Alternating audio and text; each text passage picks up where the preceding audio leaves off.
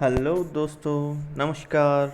मैं हूं दिनेश चौधरी और शेखावटी साइंस क्लासेस के यूट्यूब प्लेटफॉर्म पर आप सभी का हार्दिक स्वागत करता हूं। आज मैं लेकर के आया हूं कृषि रसायन विज्ञान का नए टॉपिक मृदा जीवांश पदार्थ, CN अनुपात, ह्यूमस का संगठन। आज की क्लास दोस्तों बहुत ही रोचक होने वाली है, क्योंकि इसके अंदर मैं ट्रिकी पॉइंट्स लेकर के आया हूँ जो कि आपको सॉइल ऑर्गेनिक मैटर के बारे में अच्छे से जानकारी देंगे। जो मृदा जीवांश पदार्थ और इससे किस किस अवयवों से मिलकर के ये बना होता है और उनका अपघटन कौन करता है, कितने कितने पदार्थ कितने कितनी मात्रा में आपके ये तत्व इसके अंदर उपस्थित होते हैं, अलग अलग भाग होते हैं इसके, उनके बारे में अपन सब मिलकर के डिस्कस करेंगे। दोस्तों, आप लोगों का प्यार मिल रहा है। हमने जो प्रयास किया था, जो आपकी मदद करने के लिए जो हम कंटेंट तैयार करके आपको दे रहे हैं, आप काफ़ी अच्छी तरीके से उनको सीन कर रहे हो, वॉच कर रहे हो और उनका रिस्पॉन्स हमें दे रहे हो। तो आई होप दोस्तों मेरी जो ये मेहनत है आप लोगों के लिए काम आ रही होगी, और मैं खुश रहूँगा ताकि आप लोग जल्दी से जल्दी जेट कृषि पर्यवेक्षक PPG में अपना सिलेक्शन करवा लें।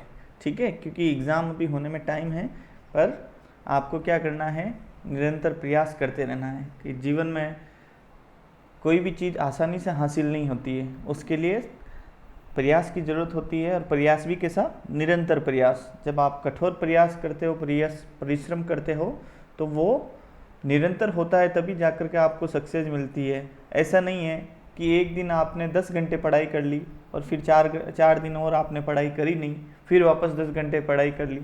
तो दोस्तों ये प्रयास जो है वो आपको सफलता की ओर नहीं ले जाता है। तो दोस्तों आपको थोड़ा थोड़ा पढ़ना है, परंतु निरंतर पढ़ना है, लंबे समय तक पढ़ना है। जब तक कि आपका एग्ज़ाम नहीं हो जाए तब तक पढ़ना है।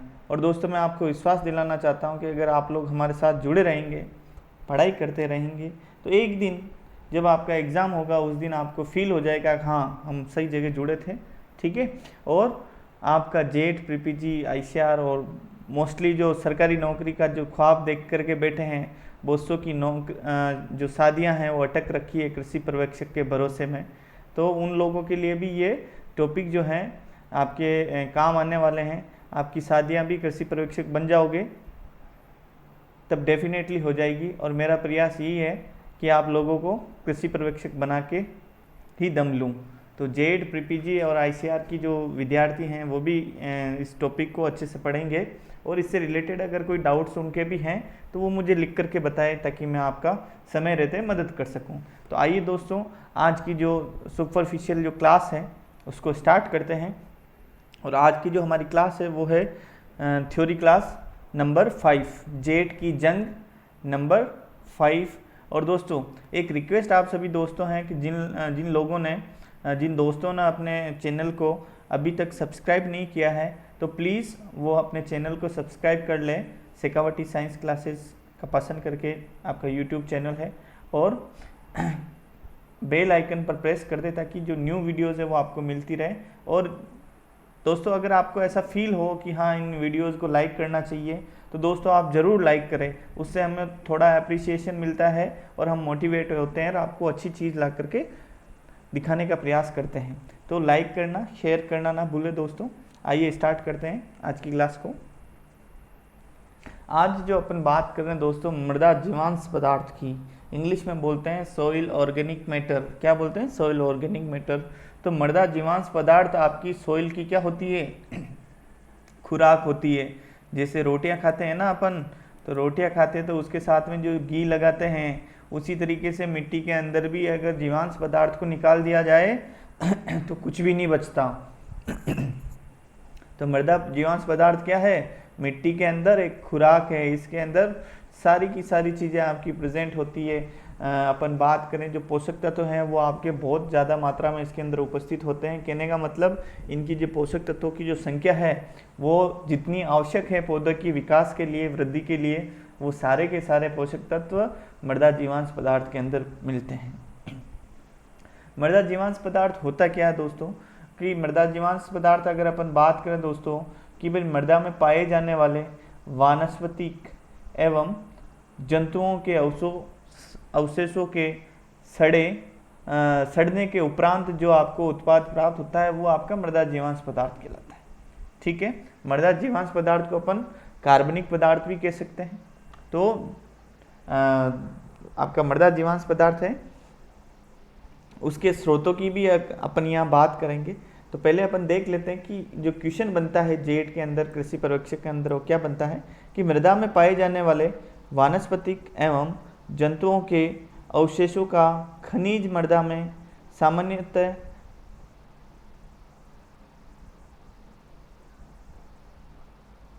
कितने प्रतिशत कार्बनिक पदार्थ उपस्थित होता है। तो 0.1 से 5% आपका कार्बनिक पदार्थ आपका खनिज मृदाओं में उपस्थित होता है।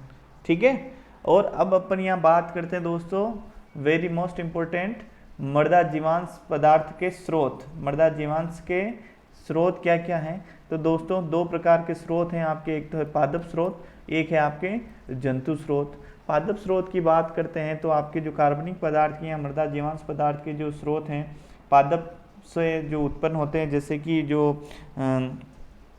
पेड़ पौधे हैं, उनकी पत्तियां हैं, उनकी टहनियां हैं, उनकी छाल वगैरह वगैरह है, वो सारे के सारे आपके इन जड़ है, ये सारे के सारे सड़ने के उपरांत किस में बदलते हैं, कार्बनिक पदार्थ के अंदर बदलते हैं। तो ये आपका पादप स्रोत हो गए। जंतु स्रोत की जब अपन बात करते हैं तो कोई भी जंतु, जैसे आपके कीट ले लो, चाहे एनिमल बड़े जंतु ले लो, ठीक है, ये सारे के सारे जो सोइल के अंदर भी रहते हैं, उन कीटों की बात कर लेते हैं, जैसे अर्थवर्म हो गए, केचुए हो गए, आपके रोडेंट्स चूहे हो गए। तो ये जो जंतु होते हैं जब इनकी डेथ हो जाती है, मर जाते हैं, तो मरने के उपरांत इनकी जो बॉडी होती है वो मृदा के अंदर ही रहती है। और मृदा के अंदर रहने के मतलब ये है कि वहाँ पर वो सड़ जाती है, और सड़ने के बाद जो उत्पाद बनता है वो मृदा जीवांश पदार्थ बनता है। तो ये दोनों मुख्य स्रोत है। तो मृदा जीवांश पदार्थ की जो डेफिनेशन होगी या परिभाषा होगी कि ऐसे पदार्थ जो पौधों की पत्तियों या फसल अवशेषों एवं जंतुओं के मृत भागों के सड़ने गलने के उपरांत प्राप्त होते हैं, ऐसे उत्पाद आपके मृदा जीवांश पदार्थ कहलाते हैं। ठीक है, आइए दोस्तों परिभाषा की बात कर ली, आगे बढ़ते हैं। अब मोस्ट इम्पोर्टेंट जो पॉइंट है वो है मृदा जो जीवांश पदार्थ है उसका संगठन, कि जीवांश पदार्थ का संगठन क्या होता है। जीवांश पदार्थ के संगठन में से आपको क्वेश्चन देखने को मिलेंगे कॉम्पिटिटिव एग्जाम के अंदर भी, और जो 12th के विद्यार्थी हैं बोर्ड की तैयारी कर रहे हैं उनको भी क्वेश्चन पूछ सकते हैं कि जीवांश पदार्थ के संगठन के बारे में लिखिए, तो वो भी इस तरीके से लिख सकते हैं। तो जीवांश पदार्थ जो होता है कार्बनिक पदार्थ होता है, उसके अंदर मुख्यतः 4 भाग उसके अंदर उपस्थित होते हैं। एक होता है दोस्तों आपका कार्बोहाइड्रेट, एक होता है आपका वसीय यौगिक फैटी एसिड्स, ठीक है, एक होता है आपका लिग्निन, और एक होता है आपका प्रोटीन। तो दोस्तों जो ज़्यादातर मात्रा के अंदर उपस्थित होता है कार्बनिक पदार्थ के अंदर, वो उपस्थित होता है आपका कार्बोहाइड्रेट। क्वेश्चन पूछ ले कि कार्बनिक पदार्थ या जीवांश पदार्थ में सर्वाधिक मात्रा में क्या उपस्थित होता है, तो वो होता है दोस्तों आपका कार्बोहाइड्रेट। ऑप्शन आ जाए ऐसे, कार्बोहाइड्रेट, वसीय यौगिक, लिग्निन और प्रोटीन। तो उन 4 ऑप्शंस में से जो राइट ऑप्शंस होगा वो आपका होगा कार्बोहाइड्रेट। अब एक और क्वेश्चन और ज़्यादा गहराई में बन सकता है कि भाई मृदा के अंदर जो मृदा जीवांश पदार्थ है उसमें जो कार्बोहाइड्रेट है, उस कार्बोहाइड्रेट में सबसे ज़्यादा कौन सा कार्बोहाइड्रेट पाया जाता है, तो वो यहाँ देख लेते हैं। तो कार्बोहाइड्रेट सर्वाधिक मात्रा में उपस्थित होता है। कार्बोहाइड्रेट को निम्न भागों में विभक्त करते हैं, स्टार्च के अंदर सेलुलोज, हेमीसेलुलोज। तो स्टार्च की मात्रा की अगर बात करें तो मृदा जीवांश पदार्थ के अंदर स्टार्च की मात्रा होती है 1 से 5%। कितनी होती है? 1 से 5% होती है। सेलुलोज की बात करें तो सेलुलोज की मात्रा होती है 10 से 28%। कितनी होती है? 10 से 28% आपका सेलुलोज पाया जाता है। और ध्यान देना दोस्तों, जो क्वेश्चन निकलता है वो यहाँ से निकलता है। एक भाग होता है आपका कार्बोहाइड्रेट का हेमीसेलुलोज। क्या होता है? हेमीसेलुलोज। और इस हेमीसेलुलोज की जो मात्रा होती है वो 20 से 50% तक होती है। तो क्वेश्चन पूछ ले कि मृदा जीवांश पदार्थ में सर्वाधिक मात्रा में क्या उपस्थित होता है, ऑप्शन आ जाए स्टार्च, सेल्यूलोज, हेमी सेलुलोज या वसा, तो उस समय आपका ऑप्शन कौन सा राइट हो जाएगा, हेमी सेलुलोज राइट ऑप्शन आपका हो जाएगा। ठीक है दोस्तों, तो ये आपको ध्यान देना है कि कोई भी क्वेश्चन है वो आपका रह नहीं जाए, आपको अच्छे से कवर करके चलना है। तो जो स्टार्च है वो 1 से 5%, सेलुलोज 10 से 28%, हेमी सेलुलोज 20 से 50% तक उपस्थित होता है मृदा जीवांश पदार्थ के अंदर। दूसरी बात करते हैं, दूसरा जो यौगिक है वो है फैटी एसिड या वसीय अम्ल या वसीय यौगिक, वसीय यौगिक। तो वसीय जो यौगिक होते हैं दोस्तों वो 1 से 8% आपके मृदा जीवांश पदार्थ के अंदर पाए जाते हैं। तीसरा जो यौगिक होता है वो है आपके लिग्निन, अवयव जो है लिग्निन है, और लिग्निन की जो मात्रा पाई जाती है दोस्तों वो भी 10 से 30% की पाई जाती है, 10 से 30% तक की पाई जाती है। और लास्ट जो आपका अवयव है मृदा जीवांश पदार्थ का जो संगठन में अवयव भाग लेता है वो है प्रोटीन, और प्रोटीन की जो मात्रा होती है 1 से 15% होती है। कितनी होती है, 1 से 15% होती है। तो दोस्तों ये जो मैंने क्वेश्चन बताए हैं, ये अवयव बताए हैं, इनको आप याद रखना। क्वेश्चन कहाँ से बन सकता है वो भी मैंने आपको बता दिया है। तो इस टॉपिक से जो भी क्वेश्चन आए उसको आपको गलत नहीं करना है, तो ध्यान से पढ़ लेना है। अगर वीडियो में मैं थोड़ा फास्ट पढ़ा रहा हूँ तो इसको पॉज कर ले, वापस रीस्टार्ट कर ले और रिवीजन करें। तो ये जो कंटेंट है हेमी सेलुलोज के बारे में ध्यान देना है कि कार्बोहाइड्रेट जो हेमी सेलुलोज वो सर्वाधिक मात्रा में उपस्थित होता है।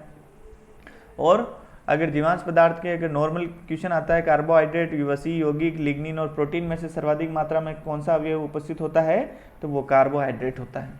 ठीक है, आगे बढ़ते हैं दोस्तों। अब बात करते हैं दोस्तों जीवांश पदार्थ का जो विच्छेदन होता है, विच्छेदन का मतलब ब्रेक डाउन होता है, वो किस प्रकार से होता है। मृदा के अंदर जो जीवांश पदार्थ जो होता है आपका ह्यूमस बनता है। जीवांश पदार्थ के विच्छेदन होने से किसका निर्माण होता है, ह्यूमस का निर्माण होता है।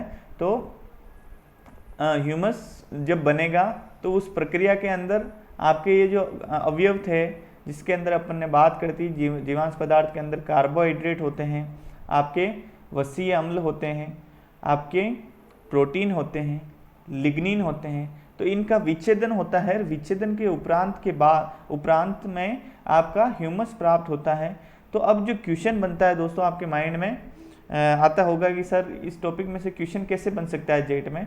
तो दोस्तों क्वेश्चन बनता है इन अवयवों के अपघटन से कि भाई इनका विच्छेदन सबसे पहले किसका होता है, उसके बाद किसका होता है और अंतिम में विच्छेदन किसका होता है। तो अपन यहाँ जो बात कर रहे हैं कि जो स्टार्च और सरल प्रोटीन होते हैं जीवांश पदार्थ के संगठन में, उनका विच्छेदन बहुत ही शीघ्र हो जाता है। ठीक है, ये क्या है, अति शीघ्र विच्छेदित होने वाले पदार्थ होते हैं। ठीक है, स्टार्च और सरल प्रोटीन। तो अगर आपको पूछ ले कि मृदा जीवांश पदार्थ का जो विच्छेदन होता है उसमें सबसे पहले किस अवयव का विच्छेदन होता है, ऑप्शन आ जाए starch, crude protein, hemicellulose, cellulose. तो उस दफ़े आप जो आंसर दोगे वो दोगे स्टार्च, क्योंकि स्टार्च का सबसे पहले विच्छेदन होता है। और विच्छेदन करता कौन है दोस्तों, सूक्ष्म जीव। कौन करते हैं, सूक्ष्म जीव। तो जीवांश पदार्थ के ऊपर सूक्ष्म जीव आक्रमण करते हैं और आक्रमण करके उसको विच्छेदित कर देते हैं, और विच्छेदन के परिणाम स्वरूप आपको ह्यूमस की प्राप्ति हो जाती है। ठीक है, तो सबसे पहले जो सरलतम या बहुत आसानी से जो विच्छेदित हो जाएंगे वो उत्पाद मतलब जो आपका अवयव है वो है आपका स्टार्च। ठीक है, इसी के साथ अगर अपन बात करें तो क्रूड प्रोटीन होगा। तो क्रूड प्रोटीन आपका थोड़ा सा स्लो डिकम्पोज होगा या धीरे विच्छेदित होगा वनस्पत किसके, स्टार्च के। हेमी सेलुलोज इस क्रूड प्रोटीन से धीरे विच्छेदित होगा। सेलुलोज की बात करेंगे तो आपका हेमी सेलुलोज से भी कम होगा। और अगर अपन बात करें कि लिग्निन, तो लिग्निन सबसे अंतिम स्थान पर विच्छेदित होने वाला अवयव है, क्योंकि जब आपका स्टार्च हो जाएगा, आपका क्रूड प्रोटीन हो जाएगा, हेमी सेलुलोज हो जाएगा, सेलुलोज हो जाएगा, तब तक लिग्निन आपकी मृदा जीवांश पदार्थ के अंदर उपस्थित होगा, वो विच्छेदित नहीं होगा सूक्ष्म जीवों के द्वारा, और ये सारे के सारे जब विच्छेदित हो जाएंगे तो उसके बाद जो विच्छेदन होगा वो लिग्निन का होगा। तो अगर आपको क्वेश्चन पूछ लें, एक तो हो गया अतिशीघ्र विच्छेदित होने वाला अवयव कौन सा है, दूसरा क्वेश्चन ऐसे बन सकता है कि मृदा जीवांश पदार्थ का जो विच्छेदन होता है तो बहुत धीरे विच्छेदित होने वाला पदार्थ कौन सा है। ऑप्शन आ जाए starch, glucose, hemicellulose, cellulose, hemicellulose और लिग्निन। तो उस दफ़े आपको आंसर देना है लिग्निन। लिग्निन का जो अपघटन है या विच्छेदन है वो अंतिम अवस्था में होता है, बहुत धीरे धीरे विच्छेदित होता है। ये बात मैंने आपको कर ली। दोस्तों एक क्वेश्चन और बनता है कि भाई ये जो ऑर्डर है विच्छेदन का, जीवांश पदार्थ का विच्छेदन का होने का जो क्रम है वो किस दिशा से किस दिशा में जाएगा, क्योंकि जो एग्जामिनर आजकल जो पेपर बनाते हैं वो थोड़ा टफ बनाते हैं, उसके अंदर वो ऑर्डर पूछ लेते हैं। तो ऑर्डर पूछने का मतलब क्रम पूछेंगे कि भाई निम्न में से किस क्रम में जीवांश पदार्थ का विच्छेदन संभव है। तो अब उसमें एक तरफ लिखा होगा शीघ्र और एक तरफ होगा आपका बहुत धीरे। तो वो जो क्रम है उसमें आपको देखना है कि जो शीघ्र है, शीघ्र का मतलब इस तरीके का निशान होगा कि सबसे ज़्यादा स्टार्च का हो रहा है, फिर क्रूड प्रोटीन का हो रहा है, इस तरीके से निशान लगे होंगे। तो आपको क्रम पहचानना है। तो यहाँ पर क्रम मैंने दे रखा है कि अगर शीघ्र विच्छेदन का अगर क्रम पूछे या आपको जीवांश पदार्थ के विच्छेदन का क्रम पूछे तो क्रम ये है, स्टार्च का सबसे पहले होगा विच्छेदन, उसके बाद क्रूड प्रोटीन, फिर उसके बाद हेमीसेलुलोज, फिर सेलुलोज और फिर लिग्निन, अंतिम लिग्निन होगा। तो ये स्टार्च और लिग्निन नाम आपको याद रखना है कि स्टार्च और लिग्निन, लिग्निन होता है अंतिम में डिकम्पोज या अपघटित और स्टार्च आपका सबसे पहले होता है। तो ये क्वेश्चन आपको पूछ सकते हैं, तो आपको गलत नहीं करना है, मैं आपको अच्छे से बता दिया हूँ। अगर आपको ऐसे पूछते हैं कि घटते क्रम में बताओ या बढ़ते क्रम में बताओ कि विच्छेदन की रेट दर है जो बढ़ते क्रम में क्या होगी, तो बढ़ते क्रम की जब अपन बात करेंगे तो बढ़ते क्रम में इस प्रकार से हो जाएगा, उल्टा चालू हो जाएगा कि भाई सबसे कम विच्छेदन किसका हो रहा है, लिग्निन का हो रहा है, ठीक है, सबसे कम विच्छेदन लिग्निन का हो रहा है, उसके बाद सेलुलोज का, फिर उसके बाद हेमीसेलुलोज, फिर उसके बाद क्रूड प्रोटीन, फिर उसके बाद स्टार्च।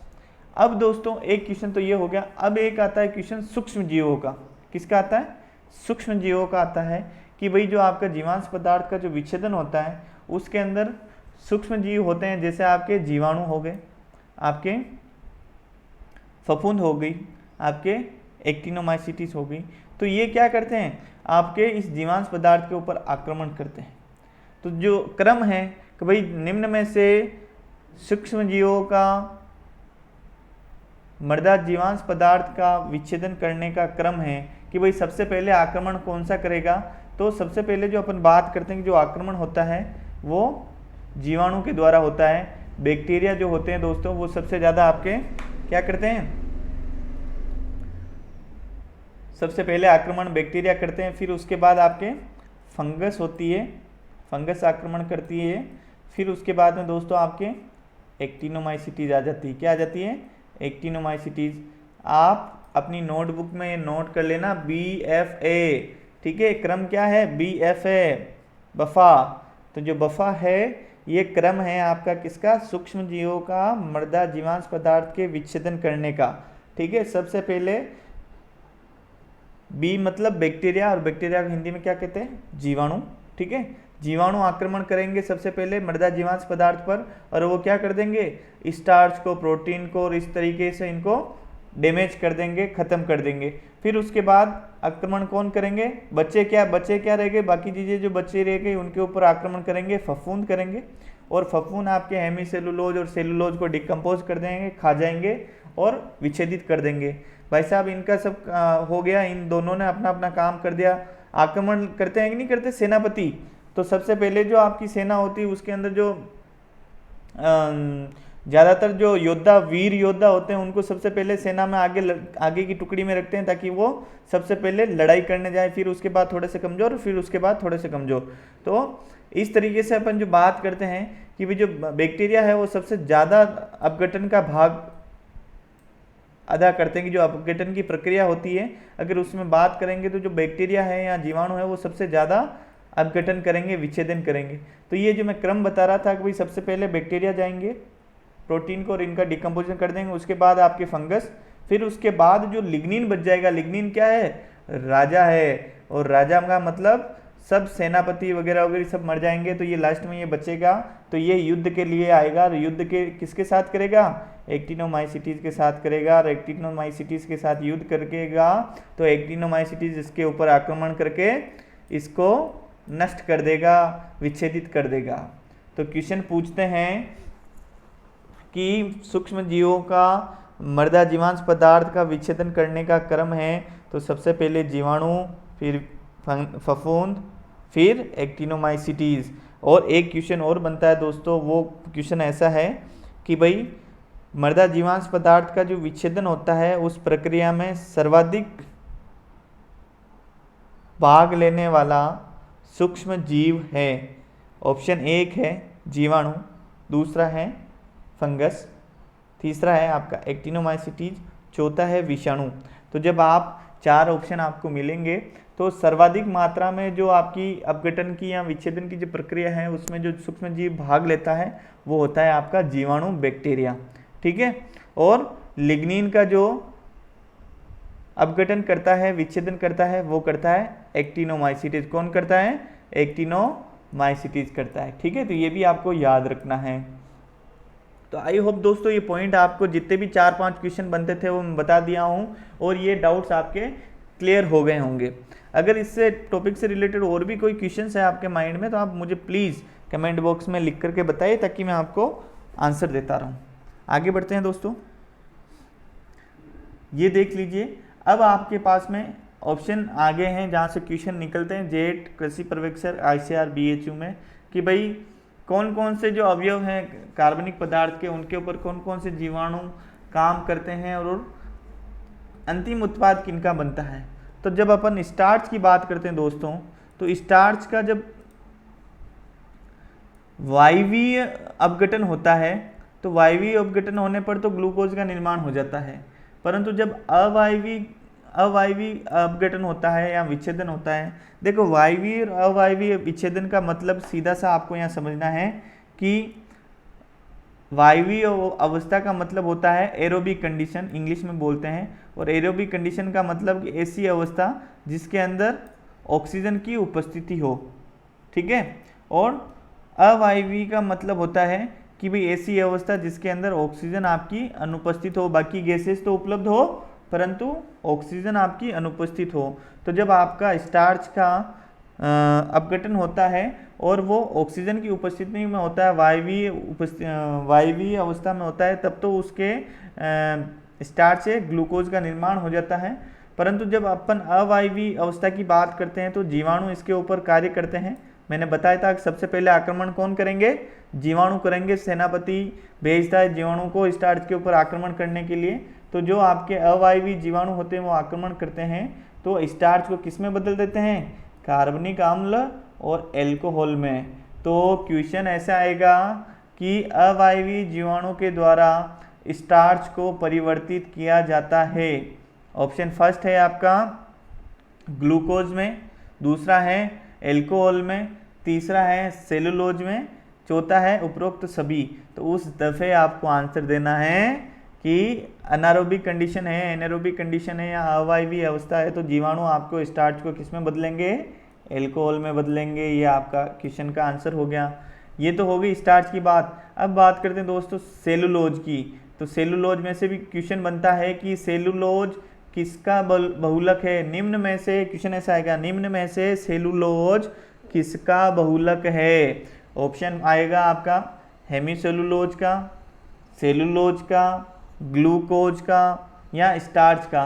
तो सेलुलोज जो आपका बहुलक है वो दोस्तों किसका है, ग्लूकोज का बहुलक है। ग्लूकोज का बहुलक कैसे है, आइए देखते हैं कि जब आपके सेलुलोज के एक अणु का जल अपघटन होता है, वाटर हाइड्रोलाइसिस होता है, तो उससे आपके सेलोबियोज का निर्माण होता है। किसका निर्माण होता है, सेलोबियोज का निर्माण होता है। और जब सेलोबियोज का अपघटन होता है आगे, तो वो अपघटन होने के परिणाम स्वरूप आपको 2 ग्लूकोज के अणु प्राप्त होते हैं। तो यहाँ से जब आप कनेक्शन मिलाते हैं सेलुलोज से, तो ये सीधा सा आपको दर्शाता है कि भाई 2 ग्लूकोज के अणु मिलकर के एक सेलुलोज के अणु का निर्माण करते हैं। तो हम कह सकते हैं कि भाई सेलुलोज आपका ग्लूकोज का बहुलक होता है।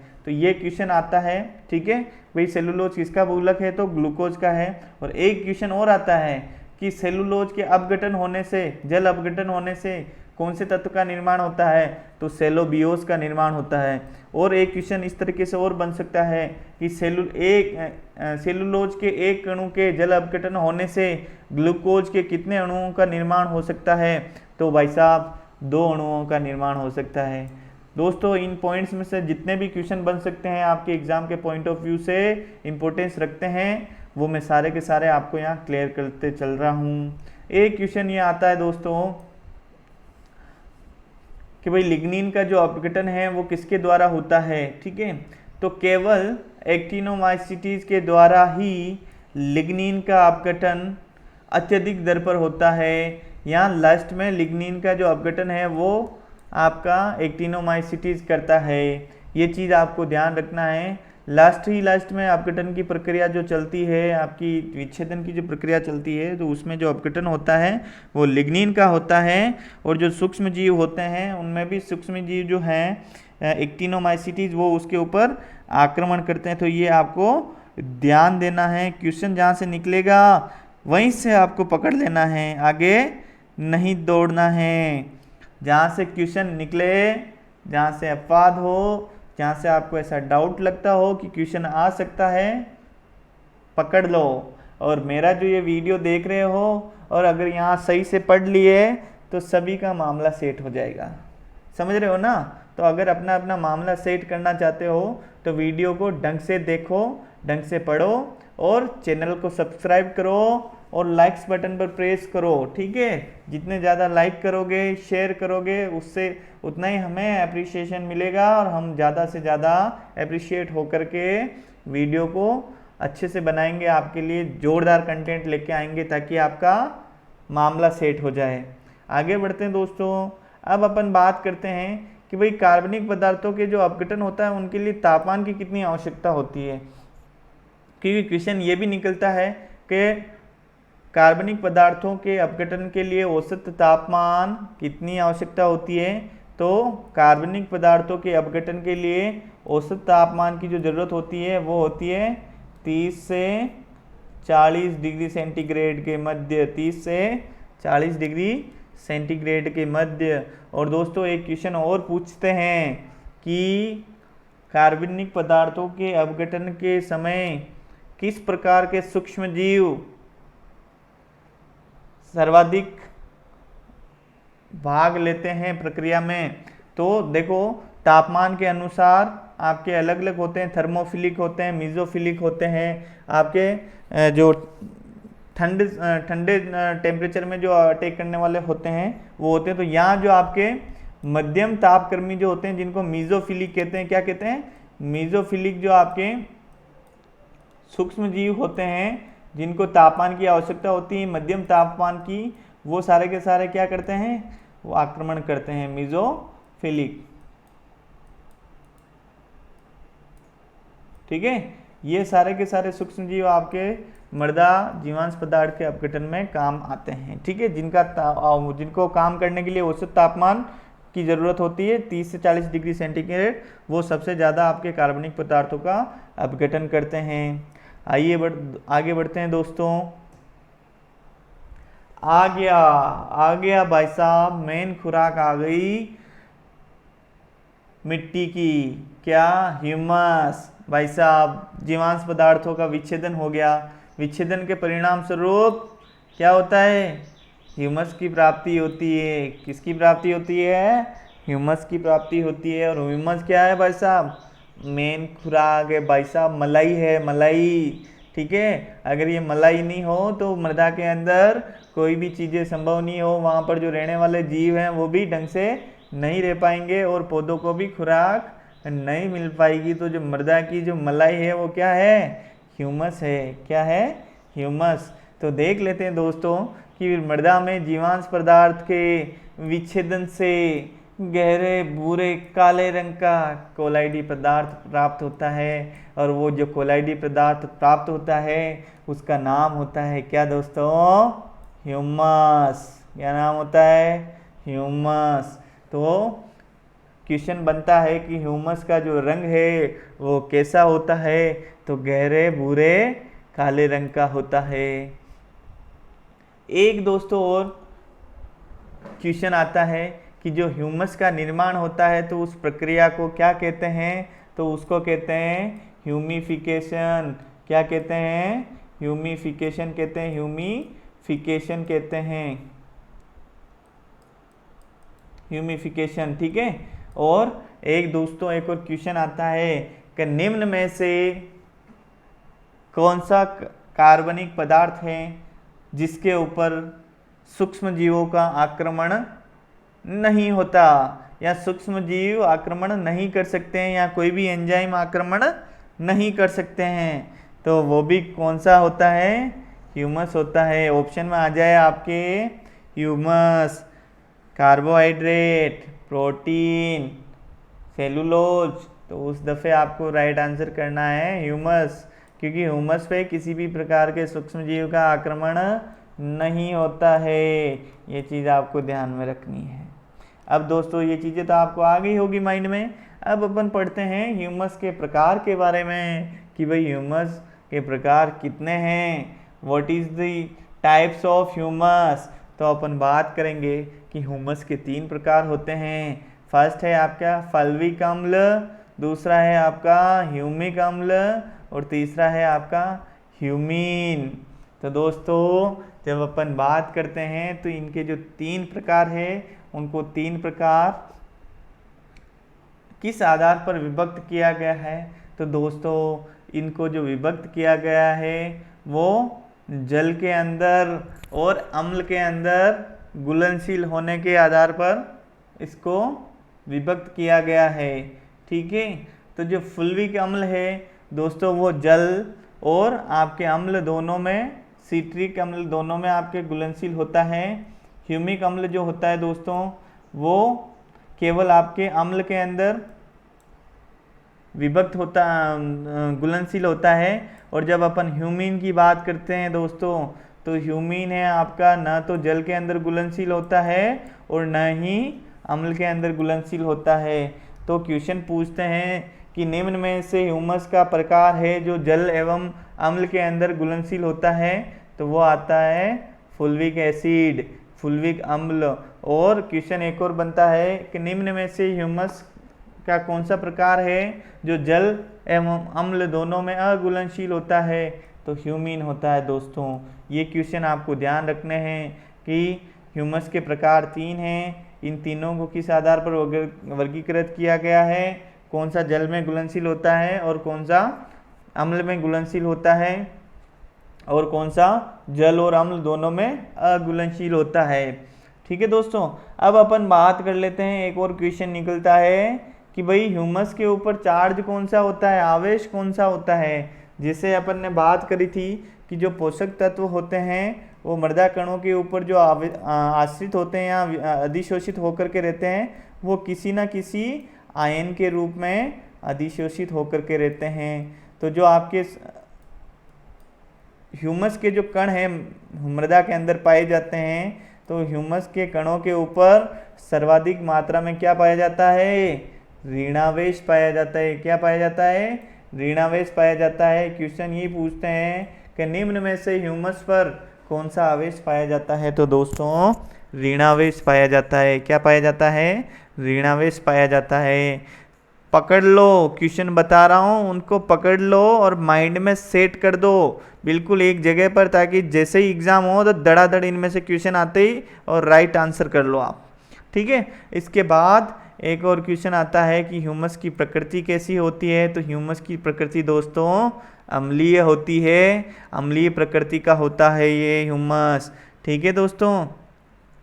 एक क्वेश्चन और बनता है दोस्तों कि भाई शीत ऋतु के अंदर मृदा का पीएच घटता है या बढ़ता है या क्या होता है? तो दोस्तों अगर अपन बात करें तो शीत ऋतु के अंदर मृदा का पीएच क्या होता है? बढ़ता है। क्या होता है? बढ़ता है। ठीक है, इसके पीछे कारण है वो भी बताऊंगा।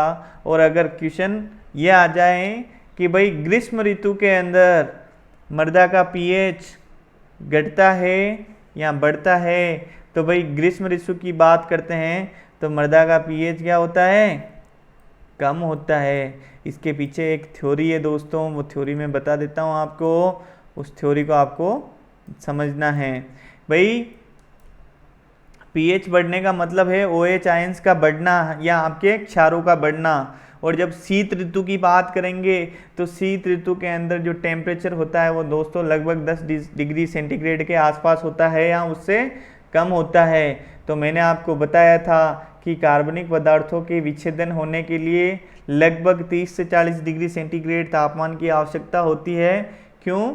क्योंकि जो आपके सूक्ष्म जीव होते हैं मीजोफिलिक टाइप के, उनकी जो क्रियाशीलता है वो उसी में सबसे 30 से 40 डिग्री सेंटीग्रेड के मध्य ही बहुत अधिक मात्रा में सक्रिय होते हैं। अगर तापमान इससे कम होता है या अधिक बढ़ता है तो आपके ह्यूमस का जो निर्माण है वो कम होगा, क्योंकि आपके जो सूक्ष्म जीवों की क्रियाशीलता है वो कम हो जाएगी। जब आपके जीवांश पदार्थों का विच्छेदन कम होगा तो ह्यूमस का निर्माण कम होगा। ह्यूमस का निर्माण होने के साथ साथ ही आपके जो कार्बनिक अम्ल होते हैं उस प्रक्रिया में निकलते हैं तो उन कार्बनिक अम्ल भी कम निकलेंगे। और जब अम्ल कम निकलेंगे तो मृदा के अंदर उनकी सांद्रता भी कम होगी, और कम होने की वजह से उस मिट्टी का जो पीएच है वो शीत ऋतु के अंदर आपका थोड़ा सा बढ़ता हुआ नजर आएगा। और अगर उसी मिट्टी की, जिस मिट्टी की अभी अपन ने बात की शीत ऋतु की, अगर अपन ग्रीष्म ऋतु के अंदर देखेंगे तो ग्रीष्म ऋतु के अंदर तापमान बढ़ेगा, और तापमान बढ़ने की वजह से सूक्ष्म जीवों की क्रियाशीलता भी बढ़ेगी। और जब क्रियाशीलता बढ़ेगी तो मृदा के अंदर जो उपस्थित जीवांश पदार्थ है उसकी जो विच्छेदन की दर है वो भी बढ़ेगी। और जब विच्छेदन की दर बढ़ेगी तो विच्छेदन की दर बढ़ने से क्या होगा? ह्यूमस का निर्माण अधिक मात्रा में होगा। और ह्यूमस का निर्माण जिस प्रक्रिया के द्वारा होगा उस ह्यूमस के साथ साथ आपके कार्बनिक अम्ल भी ज़्यादातर मात्रा में निकलेंगे। और जब ज़्यादा मात्रा के अंदर कार्बनिक अम्ल निकलेंगे तो उनकी सांद्रता भी मृदा के अंदर बढ़ेगी। और जब अम्लों की सांद्रता मृदा के अंदर बढ़ेगी तो भाई साहब पीएच क्या होगा? कम होगा। तो दोस्तों समझ में आई कि नहीं आई बात? क्वेश्चन कहीं से भी घुमा के पूछे आपको आंसर देना है। तो शीत ऋतु में मृदा का पीएच बढ़ता है और ग्रीष्म ऋतु में मृदा का पीएच कम होता है। ठीक है, यहाँ ऐसे पूछते हैं कि भाई तापमान गिरने पर या कम तापमान होने पर मृदा का पीएच घटेगा या बढ़ेगा? तो भाई साहब तापमान बढ़ेगा। परंतु जब तापमान बढ़ेगा तो मृदा का पीएच क्या होगा? घटेगा। और घटेगा क्यों? जो मैंने आपको बता दिया है। ठीक है, तो दोस्तों ये क्वेश्चन सारे के सारे आपके एग्जाम के पॉइंट ऑफ व्यू से बहुत ही इंपॉर्टेंस रखने वाले हैं। और आई होप दोस्तों आप मज़े ले रहे होंगे और मन ही मन खुश हो रहे होंगे कि यार आज तो सर ने सारे के सारे डाउट्स क्लियर कर दिए हमारे, जो भी इतने दिनों से पड़े हुए थे माइंड में। और साला ह्यूमस से जो भी क्वेश्चन आएगा उसको हम धड़ल्ले से कर देंगे। ठीक है, तो दोस्तों अगर इस टॉपिक से अगर कोई चीज़ आपको समझ नहीं आई है तो प्लीज़ मुझे बताइए ज़रूर। जब तक आप बताएंगे नहीं तब तक मैं उसका रिप्लाई नहीं दे पाऊँगा। आगे बढ़ते हैं, आगे बात करते हैं ह्यूमस की रासायनिक प्रकृति के बारे में। वो तो आपकी भौतिक प्रकृति हो गई थी, पर यहाँ अब रासायनिक प्रकृति की बात करते हैं जिसमें ह्यूमस के संगठन के बारे में बात करेंगे। तो जब रासायनिक प्रकृति की बात करते हैं तो जो ह्यूमस का संगठन होता है उसके अंदर जो मुख्य तत्व विद्यमान होते हैं उसके अंदर कार्बन, हाइड्रोजन, ऑक्सीजन और नाइट्रोजन होता है भाई साहब। तो अपन इनकी मात्रा देख लेते हैं। क्वेश्चन पूछ सकते हैं कि ह्यूमस के अंदर कार्बन कितना होता है, हाइड्रोजन कितना होता है, ऑक्सीजन कितना होता है, या नाइट्रोजन की कितनी मात्रा होती है। तो एक एक करके अपन यहाँ देख लेते हैं। तो ह्यूमस के अंदर कार्बन की जो मात्रा होती है वो सबसे ज़्यादा होती है 55 से 60% के मध्य। कितनी होती है दोस्तों? 55 से 60% के मध्य। अगर क्वेश्चन पूछते हैं तो ये आपको याद रखना है कि ह्यूमस में सर्वाधिक मात्रा में कार्बन पाया जाता है। और कार्बन के बाद अगर बात करें दोस्तों तो आपका ऑक्सीजन पाया जाता है, और जो ऑक्सीजन की मात्रा होती है वो लगभग 35 से 40% होती है। कितनी होती है? लगभग 35 से 40%। फिर उसके बाद अगर अपन बात करते हैं तो हाइड्रोजन और नाइट्रोजन की मात्रा लगभग समान होती है। अगर हाइड्रोजन की बात करें तो ह्यूमस के अंदर 4 से 5% तक हाइड्रोजन उपस्थित होता है। और नाइट्रोजन की जब अपन बात करते हैं तो नाइट्रोजन की जो मात्रा होती है दोस्तों वो 3 से 6% तक उपस्थित होती है। और मैंने आपको जब ऑफलाइन क्लासेज में जब सेंटर पे पढ़ा रहा था तो उस टाइम विद्यार्थियों को बताया था कि जो नाइट्रोजन का जो मृदा में स्रोत है वो क्या है, तो भाई साहब वो कार्बनिक पदार्थ है। क्या है? कार्बनिक पदार्थ है। 80% तक जो मृदा के अंदर नाइट्रोजन पाई जाती है वो कार्बनिक पदार्थ के अंदर पाई जाती है। कार्बनिक पदार्थ मतलब ह्यूमस के अंदर पाई जाती है। ठीक है दोस्तों, ये हो गई ह्यूमस की प्रकृति की, रासायनिक प्रकृति की बात। और अब अपन आगे बढ़ते हैं। अब CN अनुपात के बारे में बात कर लेते हैं कि भाई CN अनुपात आपका ह्यूमस का क्या होगा। क्वेश्चन पूछते हैं कि निम्न में से ह्यूमस का CN अनुपात क्या है। तो दोस्तों सबसे पहले तो आपको CN अनुपात के बारे में समझना है कि CN अनुपात क्या होता है। तो भाई साहब सीधे सरल शब्दों में मैं आपको बताऊं तो मृदा के अंदर जो अनुपात अपन देखते हैं कि भाई कुल कार्बन के अनुपात में कुल वजन में नाइट्रोजन कितनी उपस्थित है, इन दोनों के जो अनुपात होता है उसको कार्बन नाइट्रोजन अनुपात कहते हैं, CN रेशियो कहते हैं। कि भाई कार्बन की कुल मात्रा के तुलना में या अनुपात में नाइट्रोजन कितनी उपस्थित है, वो दोनों को जब अनुपात निकालते हैं तो वो CN रेशियो कहते हैं। और दोस्तों CN रेशियो आपका कम होता है, 20 से अगर कम होता है तो आपके जो पोषक तत्व हैं वो पौधों को अधिक मात्रा में उपलब्ध रहते हैं। और अगर CN रेशियो दोस्तों आपका 30.1 से अधिक हो जाता है तो पौधों को जो पोषक तत्वों की जो उपलब्धता है वो धीरे धीरे कम हो जाती है। वो आगे पढ़ेंगे।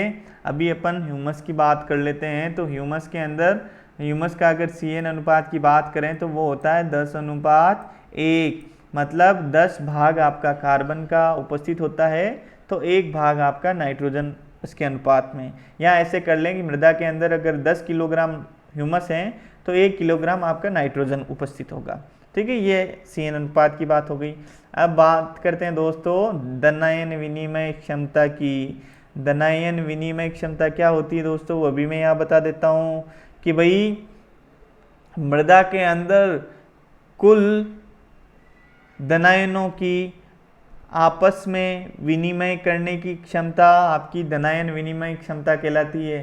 तो भाई धनायन क्या होते हैं, पहले तो ये जानकारी लेनी होगी। धनायन का मतलब कैटाइंस, जैसे आपके अमोनियम हो गए, आपके पोटेशियम हो गए, सोडियम हो गए, आपके हाइड्रोजन हो गए, ये सारे के सारे जो कैल्शियम, मैग्नीशियम, ये सारे जो धनायन हैं, इन धनायनों की जब अपन विनिमय क्षमता की बात करते हैं तो ये मृदा कणों के ऊपर, जैसे ये 2 मृदा के कण हैं, एक मृदा के कण पे कैल्शियम उपस्थित है और दूसरे पे मैग्नीशियम है, तो ये कैल्शियम इस मैग्नीशियम को रिप्लेस करेगा और मैग्नीशियम इस पे आ जाएगा। तो ये विनिमय करने की जो क्षमता है वो विनिमय क्षमता आपकी क्या कहलाती है, धनायन विनिमय क्षमता कहलाती है। और जिन पदार्थों की धनायन विनिमय क्षमता सर्वाधिक होती है उनकी जो पौधों को पोषक तत्व उपलब्ध करवाने की क्षमता भी सर्वाधिक होती है। तो अगर अपन ह्यूमस की धनायन विनिमय क्षमता की बात करें तो इसकी धनायन विनिमय क्षमता 100 से 300 सेंटीमोल प्रोटॉन पर kg के मध्य होती है। ये धनायन विनिमय क्षमता की यूनिट है, इकाई है, सेंटीमोल प्रोटॉन प्रति किलोग्राम। ठीक है, ये भी आपको याद रखना है, क्वेश्चन पूछ सकते हैं। तो ह्यूमस की जो धनायन विनिमय क्षमता होती है वो 100 से 300 सेंटीमोल प्रोटॉन पर kg होती है। अब एक दोस्तों क्वेश्चन और बनता है वो क्वेश्चन अगर आपके पेपर सेटर ने ढंग से पेपर बनाया, गहराई में पेपर बनाया, तो डेफिनेटली ये क्वेश्चन आपको देखने को मिलेगा प्रीपीजी वालों, आईसीआर की जो प्रिपरेशन कर रहे हैं वो विद्यार्थी, कि भाई ह्यूमस का जब अपन ऑक्सीकरण होता है तो वो किसके द्वारा किया जाता है। किसके द्वारा का मतलब, जब अपन बात करते हैं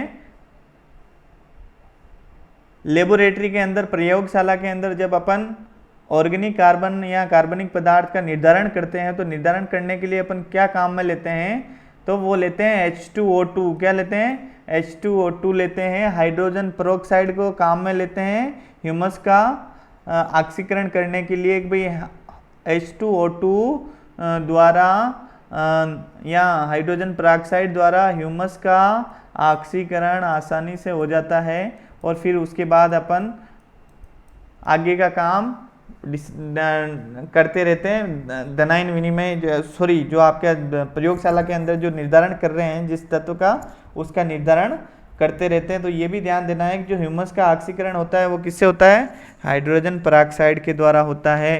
ठीक है, ह्यूमस का ऑक्सीकरण होता है। आगे बढ़ते हैं दोस्तों, अब अपन बात करते हैं ह्यूमस के संगठन के बारे में। पीछे जो अपन ने ह्यूमस की बात करी थी वो रासायनिक प्रकृति की बात करी थी, उसके अंदर विभिन्न प्रकार के जो तत्व थे उनकी बात करी थी। अब अपन बात कर रहे हैं अवयवों के बारे में। क्या, अवयव के बारे में।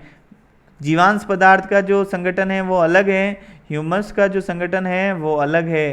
तो यहाँ अपन बात करते हैं कि भाई ह्यूमस के अंदर कौन कौन से अवयव उपस्थित होते हैं। तो मतलब सबसे पहले कार्बोहाइड्रेट, वसीय अम्ल, लिग्निन और प्रोटीन। दोस्तों मैंने जब वहाँ क्वेश्चन पूछा था कि जीवांश पदार्थ का जो संगठन होता है उसमें सर्वाधिक मात्रा में क्या उपस्थित होता है, तो उस जगह आंसर क्या था, कार्बोहाइड्रेट। परंतु ह्यूमस का संगठन की जब अपन बात करेंगे तो यहाँ पे कुछ अलग होगा आंसर इसका, क्योंकि जब आपको क्वेश्चन पूछते हैं तो आप अगर ढंग से क्वेश्चन पढ़ लेंगे तो आप उसका राइट आंसर दे देंगे, अगर ढंग से क्वेश्चन नहीं पढ़े तो राइट आंसर नहीं दे पाएंगे। यहाँ कार्बोहाइड्रेट की बात करते हैं तो कार्बोहाइड्रेट के दो भाग हैं, सेलुलोज और हेमीसेलुलोज। तो जो सेलुलोज होता है ह्यूमस के संगठन में वो 12 से 15% होता है, ये भी आपको ध्यान देना है। जीवांश पदार्थ के संगठन की बात कर रहा था तो सर्वाधिक मात्रा में कौन सा कार्बोहाइड्रेट था, हेमीसेलुलोज था। परंतु जब ह्यूमस की बात करेंगे तो ह्यूमस का जो संगठन होगा उसके अंदर सेलुलोज की मात्रा 5 से 12% होगी, और हेमीसेलुलोज की जो मात्रा है वो 3 से 5% होगी। ठीक है दोस्तों, तो क्वेश्चन पूछते हैं कि निम्न में से ह्यूमस में सेलुलोज की मात्रा पाई जाती है, तो 5 से 12% आपका सेलुलोज उपस्थित होता है। ठीक है, उसके बाद जो नेक्स्ट आपका अवयव है वो है वसीय अम्ल, और वसीय अम्ल की मात्रा होती है 1 से 5%। लिग्निन होता है दोस्तों, लिग्निन की मात्रा होती है 35 से 55%, और प्रोटीन होता है, प्रोटीन की मात्रा आपकी 30 से 35% होती है। तो दोस्तों क्वेश्चन पूछ ले कि ह्यूमस के संगठन में सर्वाधिक मात्रा किस अवयव की होती है, तो दोस्तों लिग्निन की होती है 35 से 55% तक। कितनी, 35 से 55% तक। ठीक है, लिग्निन। जीवांश पदार्थ की बात करते हैं तो कार्बोहाइड्रेट, परंतु जब ह्यूमस की बात करते हैं तो लिग्निन 35 से 55% आपकी लिग्निन इसके अंदर उपस्थित होती है दोस्तों। ठीक है, इसका पूरा का पूरा ये संगठन होता है। प्रोटीन की अगर बात करें तो प्रोटीन 30 से 35% होता है, और कार्बोहाइड्रेट में सेलुलोज का क्वेश्चन देखने को मिलेगा तो सेलुलोज का आपको ध्यान रखना है। जीवांश पदार्थ की बात करें तो हेमीसेलुलोज की मात्रा सर्वाधिक होती है, परंतु ह्यूमस की बात करें तो सेलुलोज की मात्रा सर्वाधिक होती है। ठीक है, कार्बोहाइड्रेट के कंपैरिजन में। और अगर अवयव की बात करें तो अवयव कौन सा सर्वाधिक होगा, लिग्निन। ठीक है, अब अपन बात करें कि कार्बनिक पदार्थ मृदा की धनायन विनिमय क्षमता एवं उभय प्रत्यारोधन क्षमता को बढ़ाता है। दोस्तों धनायन विनिमय क्षमता की बात कर ली, अब अपन बात करते हैं उभय प्रत्यारोधन क्षमता की। उभय प्रत्यारोधन क्षमता का मतलब होता है बफरिंग कैपेसिटी। बफरिंग कैपेसिटी का मतलब होता है कि मृदा के अंदर जो पीएच होता है वो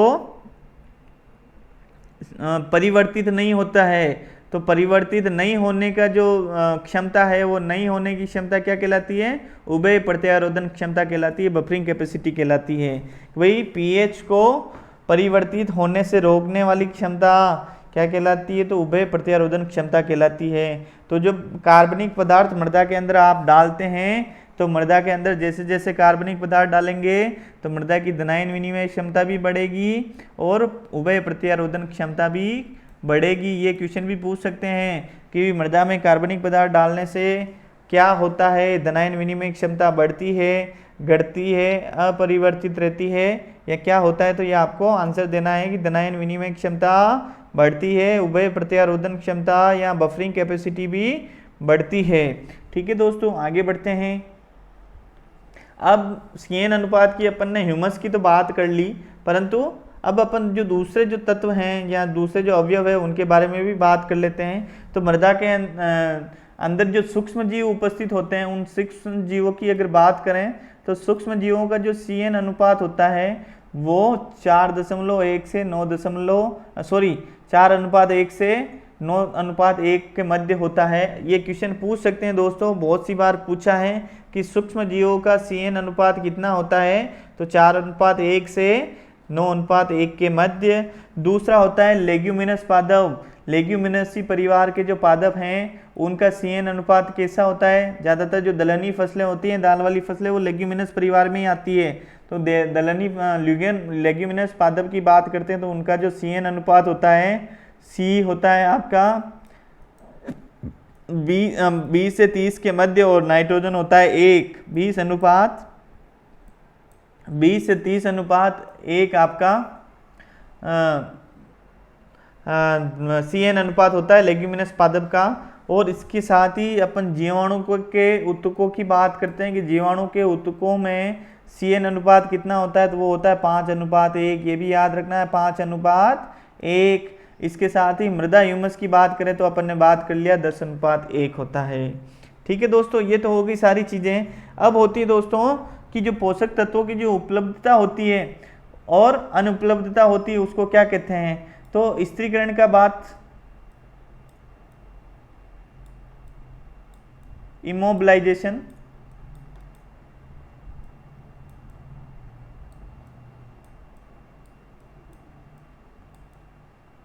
इमोबिलाइजेशन, और खनिजीकरण का मतलब होता है इंग्लिश में मिनरलाइजेशन।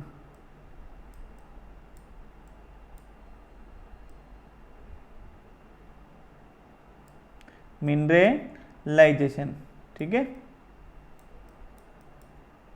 मिनरलाइजेशन की जब अपन बात करते हैं, इमोबिलाइजेशन की बात करते हैं, तो इमोबिलाइजेशन की जो परिभाषा होती है कि कोई भी तत्व जो कि अकार्बनिक रूप से कार्बनिक रूप में परिवर्तित हो जाता है, उस प्रक्रिया को स्त्रीकरण कहते हैं या इमोबिलाइजेशन कहते हैं। अकार्बनिक का मतलब क्या होता है? आयन रूप से। पौधों को मैंने बताया था कि तत्वों की जो उपलब्धता होती है वो किस रूप में होती है? आयन्स के रूप में होती है। परंतु जब आयन रूप से वो अनायनिक या उसके मूल रूप में परिवर्तित हो जाते हैं तो वो उसको कहते हैं स्त्रीकरण। और उस अवस्था में, कार्बनिक अवस्था में, आपके पौधों को वो पोषक तत्व उपलब्ध नहीं होते हैं। तो अगर अपन नाइट्रोजन की भी बात करेंगे तो नाइट्रोजन का जो आपका अकार्बनिक रूप है वो है नाइट्रेट, NO3 नेगेटिव और NH4 पॉजिटिव, NH4 पॉजिटिव। तो ये दोनों रूप जब परिवर्तित होकर के आपके नाइट्रोजन में बदल जाएंगे तो वो आपका कार्बनिक रूप हो जाएगा। कार्बनिक रूप में आपकी अमोनिया की भी बात कर लें, अमोनिया पौधों के अंदर उपस्थित होती है। तो ये जो रूप हैं, जब अकार्बनिक नाइट्रोजन कार्बनिक नाइट्रोजन के अंदर बदल जाएगी तो ये स्त्रीकरण या इमोबिलाइजेशन की प्रोसेस कहलाएगी। और खनिजीकरण की जब अपन बात करेंगे कि वापस कार्बनिक नाइट्रोजन अकार्बनिक नाइट्रोजन में बदल जाएगी तो खनिजीकरण कहलाएगी। ये जो नाइट्रोजन है, इस नाइट्रोजन की जगह और भी पोषक तत्व आ सकते हैं इमोबिलाइजेशन और मोबिलाइजेशन या खनिजीकरण के लिए। ठीक है, तो आपको सीधा से याद रखना है कि अकार्बनिक रूप से कार्बनिक रूप में पोषक तत्वों का बदलना स्थिरीकरण या इमोबिलाइजेशन कहलाता है, और कार्बनिक रूप से तत्वों का अकार्बनिक रूप में परिवर्तन होना खनिजीकरण कहलाता है। तो दोस्तों इसके CN अनुपात इसमें बहुत बड़ा इंपॉर्टेंट रोल प्ले करता है कि भाई मृदा का जब CN अनुपात 20:1 से कम होता है तो आपका खनिजीकरण की प्रक्रिया होती है, आपकी खनिजीकरण की प्रक्रिया होती है, कंप्लीट मिनरलाइजेशन प्रोसेस होती है। परंतु जब अपन बात करते हैं कि मृदा का जो CN अनुपात है वो 30:1 से ज़्यादा हो जाता है, 30:1 से ज़्यादा हो जाता है, तो उस टाइम स्थिरीकरण या इमोबिलाइजेशन की प्रोसेस हो जाती है। आपके जो पोषक तत्व है वो अकार्बनिक रूप से कार्बनिक रूप में परिवर्तित होना स्टार्ट हो जाते हैं। और दोस्तों इनके मध्य में जो ये गैप है 20 से लेकर के 30 के मध्य, इस गैप में आपकी दोनों प्रक्रियाएं स्थिरीकरण और खनिजीकरण दोनों प्रक्रियाएं चलती रहती है। तो ये ध्यान रखना कि नेट मिनरलाइजेशन की प्रोसेस है वो जब CN रेशियो 20:1 से कम होगा तो आपके नेट खनिजीकरण की प्रक्रिया होगी, और जब अनुपात आपका 30:1 के ऊपर चला जाएगा तो आपका स्थिरीकरण की प्रक्रिया होगी। ठीक है दोस्तों, आगे बढ़ते हैं। अब अपन बात करते हैं नाइट्रोजन चक्र के बारे में कि नाइट्रोजन जो साइकिल है उसमें क्या क्या प्रक्रियाएं होती है, क्वेश्चन देखने को मिलता है। नाइट्रोजन चक्र का मतलब वातावरण के अंदर जो उपस्थित नाइट्रोजन है वो पौधों के अंदर, मिट्टी के अंदर आ रही है, ठीक है, और इस मिट्टी से वापस वातावरण के अंदर जा रही है। तो ये जो चक्र है इसमें कितनी प्रकार की प्रक्रियाएं काम आती है, उन प्रक्रियाओं के बारे में अपन डिस्कस करेंगे। तो जो फर्स्ट जो प्रक्रिया है, क्वेश्चन पूछते हैं कि भाई अमीनीकरण प्रक्रिया में क्या होता है। तो अमीनीकरण प्रक्रिया के अंदर जो प्रोटीन होता है वो प्रोटीन अमीनो एसिड्स के अंदर बदलता है, एमिनो अम्लों के अंदर बदलता है। एमिनो अम्ल आपके रासायनिक सूत्र होता है RNH2। प्रोटीन का एमिनो अम्लों के अंदर परिवर्तन होना किस प्रक्रिया के अंदर होता है, तो वो अमीनीकरण प्रक्रिया के होता है, एमिनाइजेशन प्रक्रिया कहते हैं इसको। क्वेश्चन पूछते हैं यही प्रक्रिया दे देंगे और उसमें पूछेंगे अमीनीकरण है, अमोनीकरण है, नाइट्रीकरण है या विनाइट्रीकरण है। तो प्रोटीन का अमीनो अम्लों में निर्माण या बदलना अमीनीकरण प्रक्रिया कहलाता है। दूसरा है अमोनीकरण। अमोनीकरण में क्या होता है कि जो आपके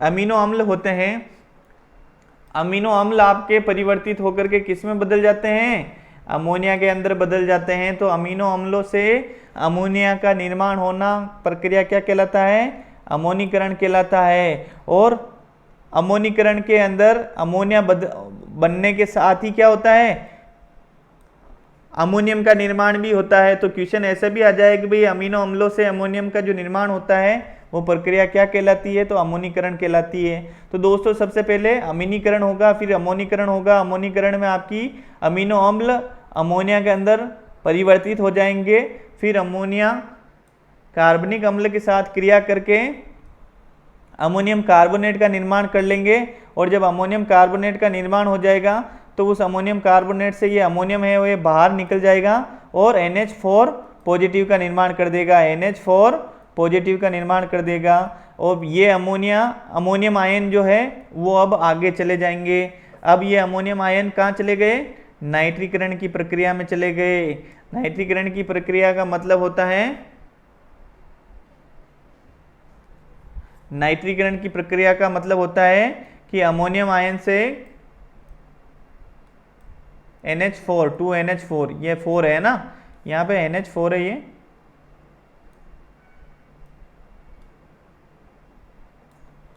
अमोनियम आयन का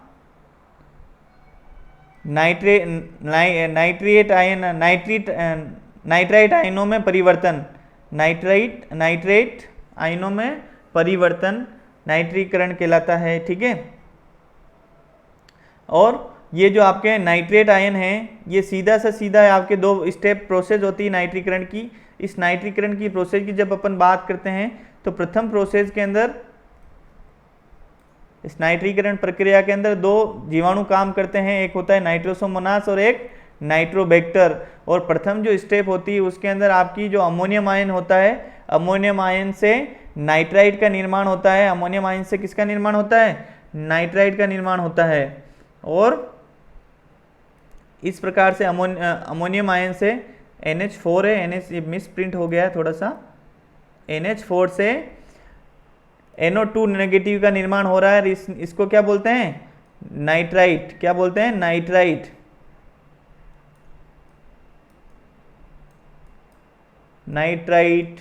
और इस नाइट्राइट के निर्माण होने के लिए कौन सा जीवाणु जिम्मेदार होता है, नाइट्रोसोमोनास जिम्मेदार होता है। और ये नाइट्रीकरण की जो प्रक्रिया है ये एक वायवीय प्रक्रिया है जिसमें ऑक्सीजन की आवश्यकता होती है। और ये दोनों जो बैक्टीरिया हैं ये भी आपके वायवीय बैक्टीरिया है या जीवाणु है, ठीक है।